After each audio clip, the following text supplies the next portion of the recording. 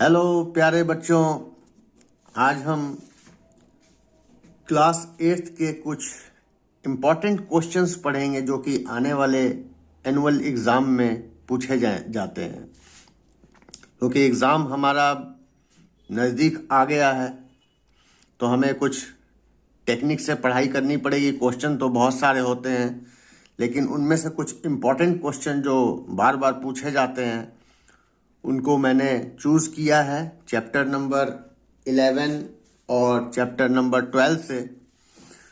तो हम 10-10 क्वेश्चनों का सेट करते चलेंगे ताकि हमें रिवीजन करने में भी आसानी हो और हम इम्पॉर्टेंट क्वेश्चन को टैकल कर सकें। तो चलिए स्टार्ट करते हैं। देखिए क्वेश्चन नंबर 1, ये z² माइनस 4z माइनस 12 का हमें फैक्टराइजेशन करना है। फैक्टराइजेशन चैप्टर से ये सवाल है, अक्सर पूछा जाता है। तो इसको सॉल्व करने के लिए हम मिडिल टर्म स्प्लिट करते हैं। 4z को स्प्लिट करेंगे तो स्प्लिट करने के लिए हम क्या करते हैं कि ये 12 जो लास्ट में लिखा है इसका एलसीएम निकाल लेते हैं। तो देखिए 2 6 12 हो गया, 2 3 6 हो गया। तो यानी हमारे पास इसमें से नंबर चूज करते हैं तो ये 4 और 3 ऐसे नंबर आ जाते हैं। तो 3 2 6, 6 और 2, देखिए 6 और 2, 6 और 2 ऐसे नंबर हो गए जिनको अगर माइनस करेंगे तो 6 में से 2 जाएगा तो 4 आ जाएगा, और इनकी मल्टीप्लाई करेंगे तो 12 आ जाएगा। तो यानी हमारे पास 6 और 2 नंबर आ गए। अब हमें लाना है -4z, तो z² माइनस 6z लिख दीजिए प्लस 2z। तो ये देखिए -6z में से 2z जाएगा तो -4z बच जाएगा, और यदि -6 और +2 की हम मल्टीप्लाई करें तो -12 आ जाएगा। तो मिडिल टर्म हमारा स्प्लिट हो गया z² minus 6z plus 2z minus 12 से। अब इन दोनों में कॉमन हमने ले लिया, z² माइनस 6z में से कॉमन ले लेंगे तो दोनों में देखिए z आ गया, z कॉमन आ गया। तो यहाँ पे कॉमन लेने का मतलब होता है डिवाइड कर देना। तो z हमने बाहर निकाल लिया, तो z² में z से डिवाइड करेंगे तो z आ जाएगा, और 6z में z से डिवाइड करेंगे तो 6 आ जाएगा। तो z माइनस 6 अंदर, प्लस इन दोनों में देखिए 2 कॉमन है क्योंकि 2 से ये भी कट जा रहा है, और 2 6 12 जो भी हो जा रहा है तो 2 कॉमन हो गया, ब्रैकेट लगा देंगे। 2z में 2 से डिवाइड करेंगे तो z बच जाएगा, और 12 में 2 से डिवाइड करेंगे तो 6 आ जाएगा। तो z माइनस 6।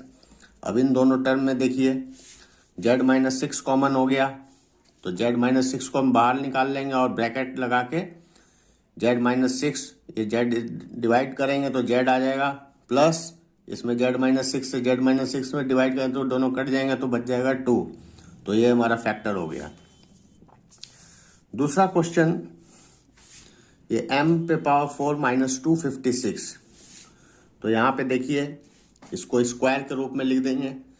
जब इसको स्क्वायर के रूप में लिखेंगे तो इसका m² के ऊपर स्क्वायर हो जाएगा, माइनस 16 को 2 बार मल्टीप्लाई करेंगे तो 256 आ जाता है। तो 16 का स्क्वायर हो गया ये। अब देखिए यहाँ पे a² माइनस b² का हमने फैक्टराइजेशन वाला फार्मूला पढ़ा था, ये एक बार प्लस कर देते हैं और एक बार माइनस कर देते हैं, a plus b a minus b. तो उसी फार्मूले का हमने यहाँ पे यूज़ किया। तो ये a हो गया पूरा और ये हो गया b, तो a² माइनस b²।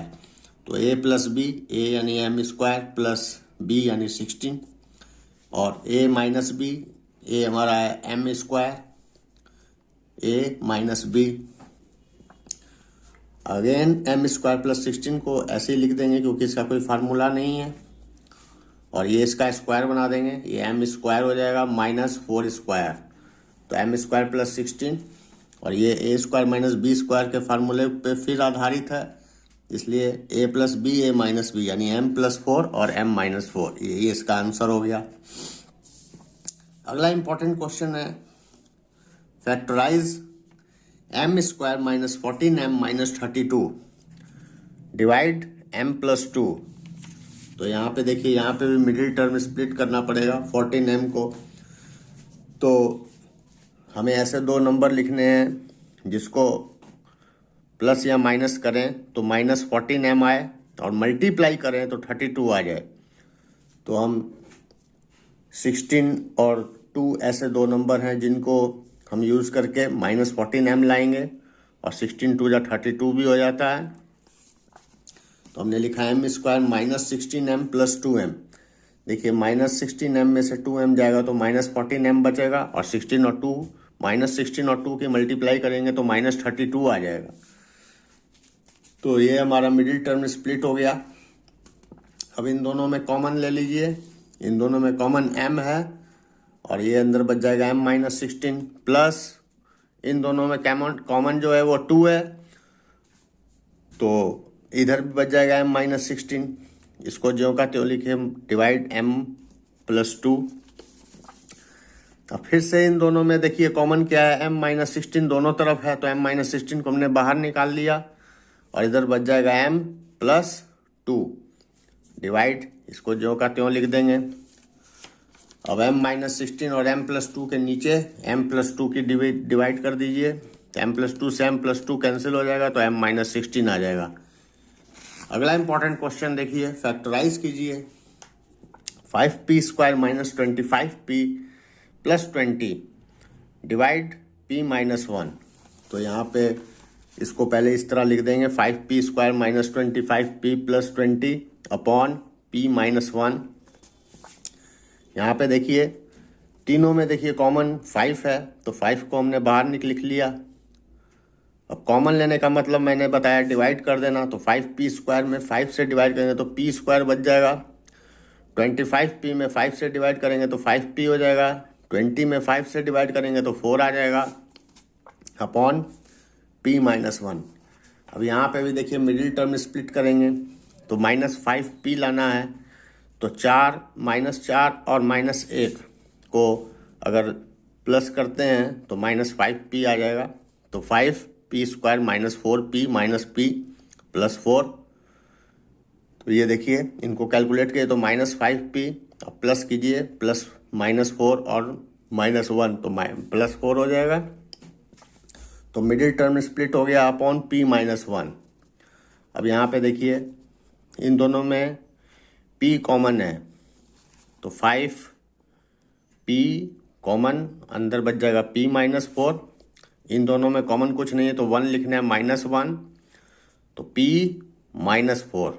ये देखिए बाहर माइनस लगाएंगे तो अंदर का साइन चेंज हो जाता है, प्लस था यहाँ तो -4 अपॉन p - 1। तो p - 1 से p - 1 कैंसिल हो गया तो बच गया 5p - 4। यही आंसर हो गया। अगला क्वेश्चन देखिए,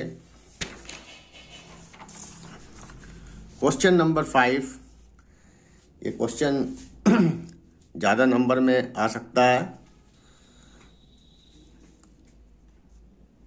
तो क्वेश्चन नंबर 5 है factorise 25a² - 4b² + 28bc - 49c²।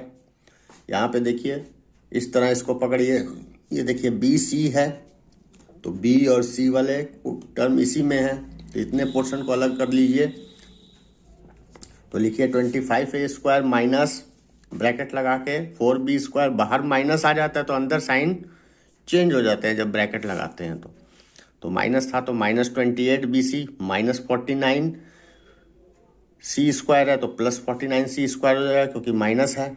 इसको फिर से खोल लेंगे तो देखिए यही आ जाता है -4b² minus +28bc minus +-49c²। चलिए आगे बढ़ते हैं। 25a² माइनस इसका फैक्टराइजेशन देखिए 2b 4b² है तो इसको 2b का होल स्क्वायर लिख सकते हैं और यहाँ पे 49c² है तो इसको 7c का होल स्क्वायर लिख सकते हैं। अब -2ab 2a हमारा ये हो गया 2b और c 2ab b हमारा 7c हो गया। हमारे पास फार्मूला होता है ना, जैसे a - b का whole square is equal to a² - 2ab + b²। तो उसी फार्मूले पे ये बैठा हुआ है। देखिए a² हो गया -2ab हो गया प्लस बी स्क्वायर हो गया। तो इसी को हमने लिख दिया ए माइनस बी को होल स्क्वायर के फॉर्म में। ये 25a square minus 2b minus 7c का होल स्क्वायर। और फिर इसका स्क्वायर बना देंगे, 25a स्क्वायर तो 5a का होल स्क्वायर हो जाएगा माइनस 2b माइनस 7c का होल स्क्वायर। तो फिर यहाँ पे फार्मूला हम लगाएंगे ए स्क्वायर माइनस बी स्क्वायर का। तो ए प्लस बी और ए माइनस बी दो फैक्टर होते हैं, तो 5a प्लस ये वाला पूरा पोर्शन b हो गया, तो 2b माइनस 7c और 5b minus 2b minus 7c, ए प्लस बी और ए माइनस बी। अब इन ब्रैकेट को खोल दीजिए, 5a plus 2b minus 7c, इसको 5a माइनस 2b हो गया, माइनस माइनस प्लस 7c। अब अगला क्वेश्चन देखिए, ये भी इंपॉर्टेंट है। ए फैक्टराइज करिए, ए पे पावर 4 माइनस बी पे पावर 4, तो इसको ए स्क्वायर के ऊपर स्क्वायर लिख सकते हैं, माइनस b4 को बी स्क्वायर के ऊपर स्क्वायर लिख सकते हैं। अब ए स्क्वायर माइनस बी स्क्वायर का फार्मूला अगर लगाएंगे तो ए प्लस बी और ए माइनस बी लिखना है, तो ये वाला पोर्शन हमारा ए हो गया, ये वाला पूरा बी हो गया। तो ए प्लस बी यानी A square plus B square, और ए माइनस बी यानी A square minus B square. Plus वाले का कोई फार्मूला नहीं है, इसलिए इसको ज्यों का त्यों लिख दीजिए। माइनस वाले का फार्मूला है ए स्क्वायर माइनस बी स्क्वायर, तो इसको ए प्लस बी और ए माइनस बी लिख देंगे, यही इसका आंसर हो जाएगा। नेक्स्ट क्वेश्चन देखिए, next important question, question number 7। There are 100 students in a hostel. Food provision for them is for 20 days. How long will these provision last if 25 more students join the group? ये direct और inverse proportion का सवाल है। ये भी अक्सर सवाल examination में बहुत पूछा जाता है। तो हम इसके लिए सबसे पहले टेबल बना लेंगे, number of students, number of days. ये बोलता है कि 100 स्टूडेंट एक हॉस्टल में है तो भोजन जो है वो 20 दिन तक चलता है। यदि 25 स्टूडेंट और आ जाएं, यानी 100 पहले थे और 25 आ गए तो 125 स्टूडेंट हो जाए, तो भोजन कितने दिन तक चलेगा? तो सबसे पहले यहाँ हमें पकड़ना पड़ेगा कि ये डायरेक्ट प्रोपोर्शन का सवाल है या इनवर्स प्रोपोर्शन का। ये देखिए, अगर 100 स्टूडेंट रहते हैं तो 20 दिन तक चलता है। अब नंबर ऑफ स्टूडेंट बढ़ जाएंगे, खाने वालों की संख्या अगर बढ़ जाएगी तो भोजन तो कम दिन तक चलेगा ना, यानी बच्चे बढ़ रहे हैं तो दिन कम हो रहे हैं, कम दिन तक भोजन चल रहा है। तो एक बढ़ रहा है दूसरा घट रहा है, तो ये इनवर्स प्रोपोर्शन का सवाल है। It is a case of inverse proportion. और इनवर्स प्रोपोर्शन में इनको मल्टीप्लाई कर देते हैं, इनको मल्टीप्लाई कर दीजिए, तो देखिए वाई 125 मल्टीप्लाई वाई और 100 मल्टीप्लाई 20 इनवर्स प्रोपोर्शन में। अगर डायरेक्ट प्रोपोर्शन रहेगा तो ये अपॉन ये रहता है। ये चीज़ याद रखनी है, क्योंकि ये इनवर्स प्रोपोर्शन है, इसलिए मल्टीप्लाई 125 मल्टीप्लाई वाई 100 मल्टीप्लाई 20, तो y is equal to 100 into 20 upon 125 को कैलकुलेट करेंगे तो 16 डेज, यानी भोजन 16 दिन तक चलेगा अगर 125 स्टूडेंट हो जाते हैं तो। इसी चैप्टर का अगला इंपॉर्टेंट क्वेश्चन देखिए, if 15 workers can build a wall in 48 hours, how many workers will be required to do the same work in 30 hours? कहता है कि 15 वर्कर अगर किसी दीवार को बनाते हैं तो 48 आवर्स लगते हैं, तो कितने वर्कर चाहिए उसी दीवार को बनाने के लिए 30 घंटे में? तो ये देखिए, समय कम हो गया तो वर्कर ज़्यादा हमें चाहिए होंगे,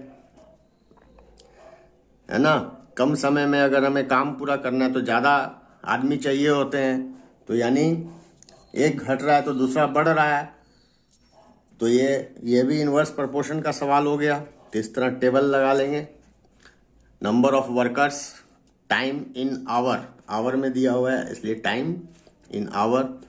तो 15 वर्कर जो हैं वो 48 आवर्स में काम करते हैं, तो 15 यहाँ 48 यहाँ, तो कितने वर्कर चाहिए, तो वर्कर की जगह हमें x मान लिया, तो 30 आवर में काम करेंगे, तो इन्वर्स प्रोपोर्शन में मल्टीप्लाई कर देते हैं, तो 30 multiply x is equal to 15 multiply 48, x is equal to 15 multiply 48 upon 30, इनको कैलकुलेट करेंगे तो 24 आ जाएगा, यानी 24 वर्कर्स की हमें ज़रूरत पड़ेगी 30 घंटे में काम करने के लिए।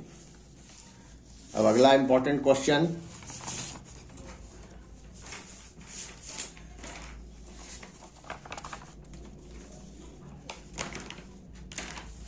ये देखिए, ये भी सवाल अक्सर बहुत पूछा जाता है। ये photograph of bacteria enlarged 50,000 times attains a length of 5 centimeter. What is the actual length of the bacteria if the photograph is enlarged 20,000 times? सवाल कह रहा है कि अगर बैक्टीरिया है, बैक्टीरिया बहुत छोटा प्राणी होता है, तो उसको अगर इनलार्ज करके देखा जाए, 50,000 गुना बड़ा करके देखा जाता है, तो उसकी लेंथ 5 सेंटीमीटर के बराबर नजर आती है। तो पूछा जा रहा है कि यदि उसी बैक्टीरिया को इनलार्ज 20,000 टाइम्स 20,000 गुना बड़ा करके देखा जाए तो उसकी लेंथ कितनी नजर आएगी। तो हमने, ये भी डायरेक्ट और इनवर्स प्रोपोर्शन का सवाल है। Enlarged in times, length in centimetre, 50,000 गुना किया गया तो 5 सेंटीमीटर लेंथ हुई, तो 20,000 गुना किया जाता है तो कितनी सेंटीमीटर हो जाएगी, तो मान लिया कि 1 सेंटीमीटर। तो हम जितना बढ़ा रहे हैं बैक्टीरिया की साइज भी उतनी ही बढ़ेगी। अगर कम इनलार्ज करेंगे तो कम साइज होगी। तो ये डायरेक्ट प्रोपोर्शन का सवाल हो गया। तो it is a case of direct proportion. तो डायरेक्ट प्रोपोर्शन में हम ये अपॉन ये और ये अपॉन ये कर देते हैं। तो 50,000 upon 5 is equal to 20,000 upon x। इसको क्रॉस मल्टीप्लाई कर देते हैं। 50,000 मल्टीप्लाई x is equal to 20,000 multiply 5, x is equal to, इसके नीचे ये आ जाएगी, ये कैलकुलेट करेंगे तो 2 सेंटीमीटर। अगला क्वेश्चन देखिए।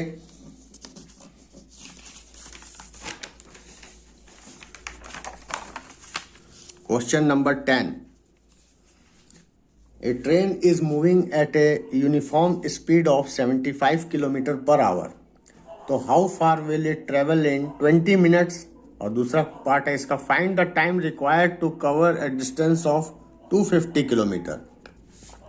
तो ये भी डायरेक्ट और इनवर्स प्रोपोर्शन का सवाल है। तो इसके लिए हम टेबल बनाएंगे। पहले डिस्टेंस इन किलोमीटर और टाइम किसमें है, आवर में। अब पूछा जा रहा है यहाँ मिनट में, तो इसलिए इन मिनट में इसको कन्वर्ट कर देंगे। स्पीड दी हुई है 75 किलोमीटर पर आवर, यानी 60 मिनट में 75 किलोमीटर। तो 75 किलोमीटर डिस्टेंस तय करता है 60 मिनट में।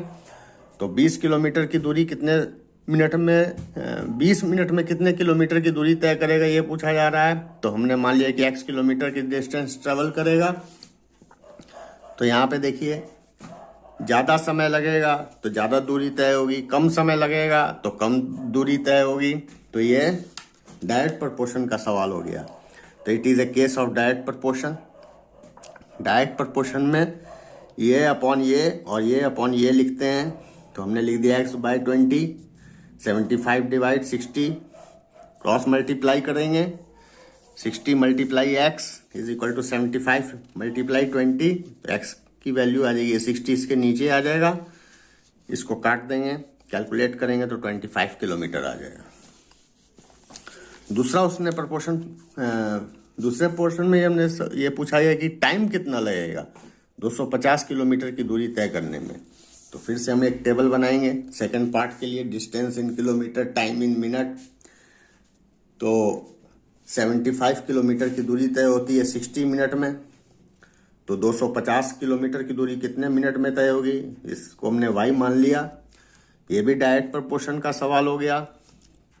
ज़्यादा समय तो ज़्यादा दूरी तय होगी, कम समय तो कम दूरी तय होगी। डायरेक्ट प्रोपोर्शन में डिवाइड कर देते हैं।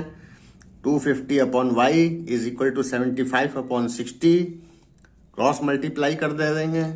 75 multiply y is equal to 250 into 60, तो y is equal to 250 into 60 upon 75। ये कैलकुलेट करेंगे तो 200 मिनट आ जाएगा। Required time is equal to 200 minute. उम्मीद है आप बच्चों को ये सवाल समझ में आ गए होंगे। इन सवालों को आप ज़्यादा से ज़्यादा प्रैक्टिस कीजिए। ये अक्सर पूछे जाते हैं, ज़्यादा नंबर के भी ये होते हैं। तो आपको क्वेश्चंस ज़्यादा नंबर के पहले अटेम्प्ट करेंगे तो आपको पासिंग मार्क्स जल्दी जल्दी सिक्योर हो जाएंगे। उसके बाद आप 2 नंबर, 1 नंबर और 3 नंबर वाले क्वेश्चन अटेम्प्ट कीजिए। धन्यवाद।